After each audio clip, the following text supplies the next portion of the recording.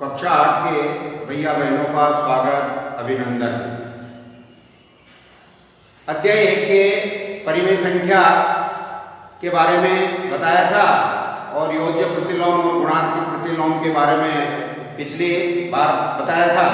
इस बार अपन अध्याय 1 के बारे में निम्नलिखित प्रत्येक में गुणन के अंतर्गत उपयोग किए गए गुणधर्म का नाम लिखिए। सवाल आपके सामने इस प्रकार है, ऋण 4/5 इंटू 1 बराबर 1 इंटू ऋण 4/5 बराबर 4 ऋण 4/5। ये कौन से गुणधर्म के अंतर्गत आता है? तो जिस संख्या को 1 से गुणा करने पर वह गुणात्मक तस्मक कहलाता है। तो इसका आंसर होगा आपका गुणात्मक तस्मक।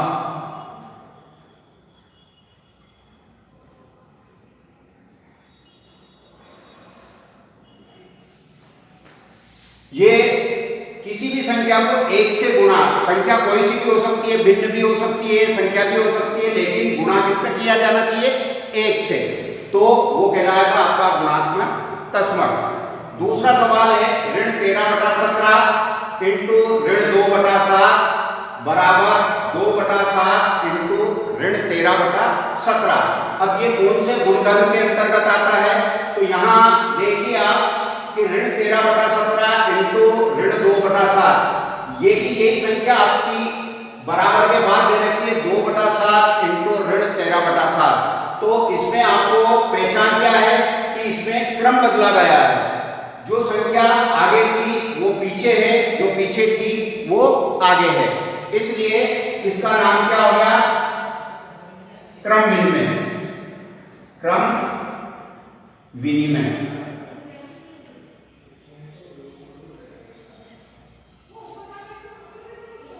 यह क्रम विनिमय के अंतर्गत आता है क्योंकि इसमें क्रम चेंज किया गया है। इसी प्रकार सवाल नंबर 3, ऋण 19/29 इंटू 29/19 बराबर 1। ये कौन से अपन ने परिभाषा बताई थी? गुणात्मक गुणात्मक प्रतिलोम। अब गुणात्मक प्रतिलोम में किसी भी संख्या को गुणा करने पर, काटने पर 1 प्राप्त होता है तो वो संख्या कहलाती है गुणात्मक प्रतिलोम। तो ये संख्या आपका आंसर हो गया इसका गुणात्मक प्रतिलोम।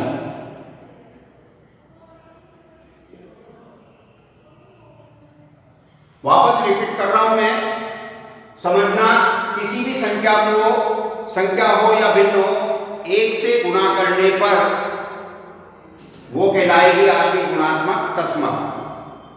दूसरी संख्या है, उसमें आपका क्रम चेंज हो रहा है, जो संख्या आगे है वो पीछे जा रही है, जो पीछे है वो आगे आ रही है, तो ये कहलाएगी आपकी क्रम विनिमय।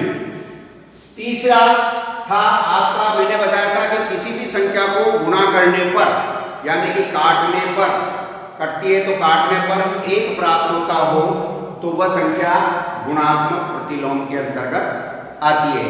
और योज्य प्रतिलोम में जोड़ या घटाव करने पर उसमें 0 प्राप्त होता है तो वो गुणात्मक योज्य प्रतिलोम कहलाती है।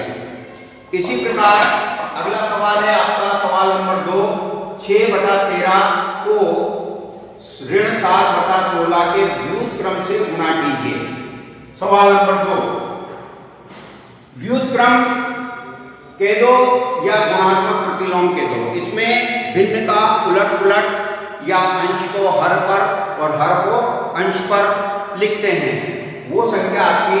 तो यहाँ आपकी संख्या दे रखी है 6/13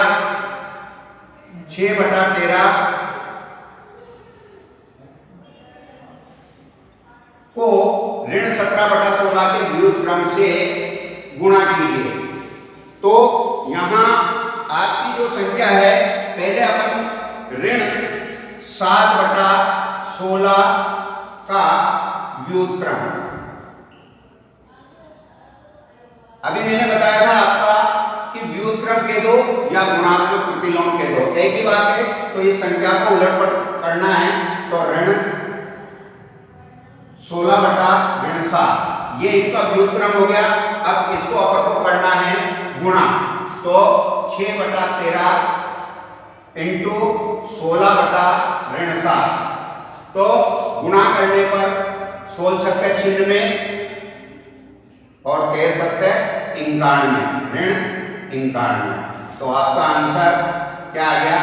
96 बटा ऋण 91। क्लियर हो गया?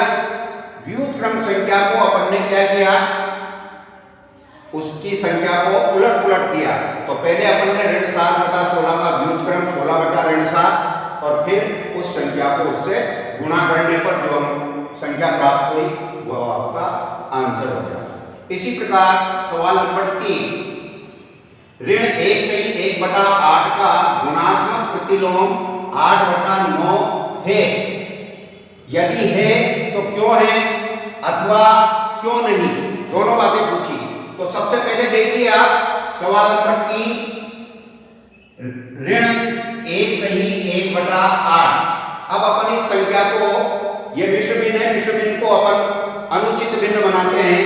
तो यहां देखिए अनुचित भिन्न क्या होती है?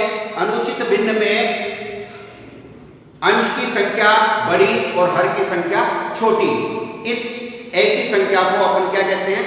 अनुचित भिन्न। उचित भिन्न जिसका अंश छोटा और हर बड़ा, वो उचित भिन्न कहलाती है। तो क्लियर हो गया होगा आपका कि मिश्र भिन्न से हमेशा अनुचित भिन्न ही बनती है। तो 8 एकम 8 और 9 बटा 8 ऋण 9 बटा 8। अब यहाँ आपको क्या दे रखा? उसका गुणात्मक प्रतिलोम 8 बटा 9, जबकि आना क्या चाहिए था? ऋण 9 बटा 8। तो पहला आंसर तो आपका क्या हो गया? नहीं, क्योंकि ये गुणात्मक प्रतिलोम नहीं है। अब दूसरा अपन इसको हल करते हैं। तो गुणात्मक प्रतिलोम में हल करने पर मैंने आपको ऊपर वाले पहले सवाल में बताया था कि उसमें संख्या प्लस की 1 प्राप्त होती है, माइनस की नहीं होती। अब इस संख्या को अपन यहां दे रखा है इसमें 8 बटा 9 और गुणित ऋण 9 बटा 8। अब काटे तो इससे इसको काटा तो 1 1, इसको काटा तो 1 और 1। अब यहां गुणा करा तो ऋण 1 बटा 1 बराबर ऋण 1। अब यहां ऋण 1 आ रहा, जबकि आना क्या चाहिए था? प्लस का 1। इसलिए अपन ने क्या कहा कि ऋण 1 नहीं, इसलिए ये गुणात्मक प्रतिलोम नहीं है। That's all. अगला सवाल आपका ये है,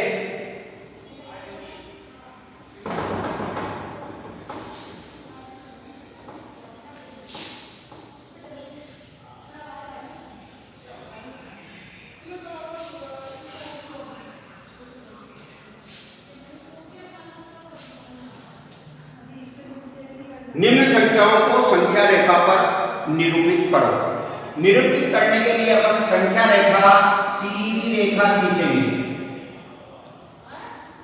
सीधी रेखा के 2 भाग करेंगे। दायां पक्ष प्लस वाली संख्या, ये दायां, ये प्लस की होगी और ये कहलाएगा बायां, ये कहलाती है आपकी माइनस की। अब अपनी संख्या क्या है? ऋण, पहला सवाल है आपका 7 बटा 4। प्लस की संख्या है, प्लस की संख्या है तो किधर जाना चाहिए? दाएं तरफ, क्योंकि दाएं तरफ आपको प्लस की संख्या बताई गई है। इसलिए यहां पर 0 और 0 के बाद अपने साथ 1 बटा 4, 2 बटा 4, 3 बटा 4, 4 बटा 4, अर्थात काटने पर क्या प्राप्त होगा आपको? 1। 5 बटा 4, 6 बटा 4 और 7 बटा 4। कहने का मतलब यह है कि ऊपर की संख्या गिनती में चलेगी और हर वाली संख्या वो की वही आएगी, सब में वही संख्या आएगी, 4 4 4 4 4। इसी प्रकार तो ये आपका संख्या रेखा पर निरूपित हो गया। दूसरा सवाल है आपका ऋण 5/6।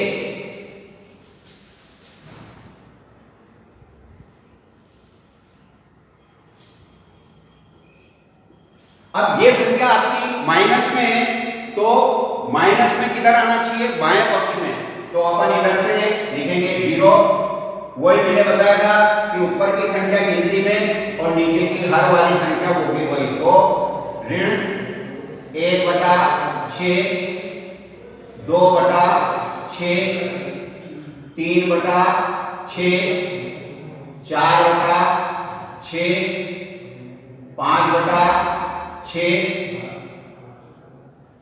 ये आपकी संख्या रेखा पर निरूपित है।